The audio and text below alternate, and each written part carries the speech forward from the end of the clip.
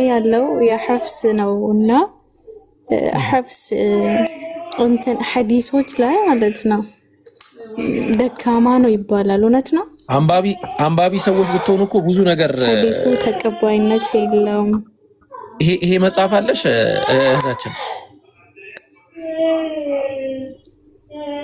ቪዲዮ እየታየኝ አይደለም፣ ጨለማ ነው። እኔ ጋር ቪዲዮ አይታይም እንዴ? ያጀማ ነው የሰማው ያለ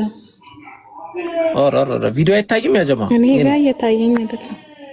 እስቲ ከታች ያላችሁ ንገሩኝ። ይታያል። ይሄ የኔ ከሰማይ በታች የሚሰኘው መጽሐፍ ነው። ይሄ መጽሐፍ ቢኖርሽ ለምሳሌ የአሁኑን ጥያቄ አጠይቀኝም ነበር። ለምን መሰለሽ?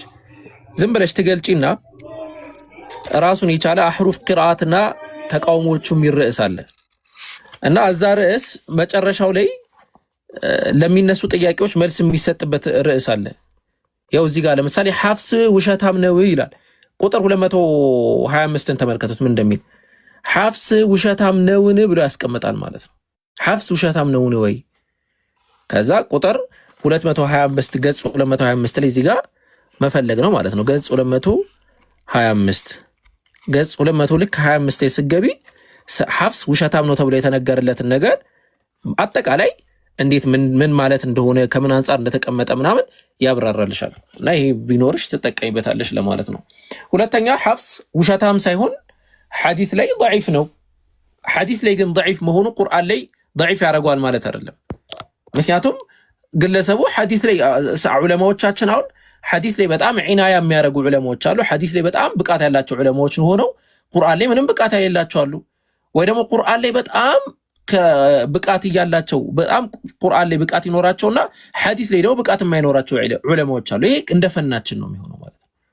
ለምሳሌ አህለል ሐዲሶች አሉ፣ ፉቃሃዎች አሉ፣ አህለል ቁርአኖች ደግሞ አለ። ዑለማል ቁርአን ላይ ብቻ ትኩረት ያደረጉ ማለት ነው።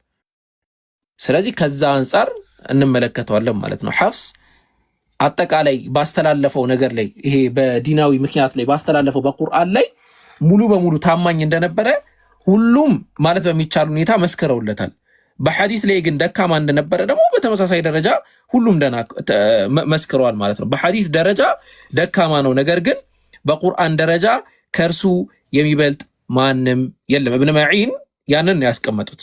እብን መዒን ለጣኢፍ በተሰኘው ለጣኢፍ ኢሻረት ሊፈን القراءات በተሰኘው መጽሐፍ ላይ ምን ብለዋል?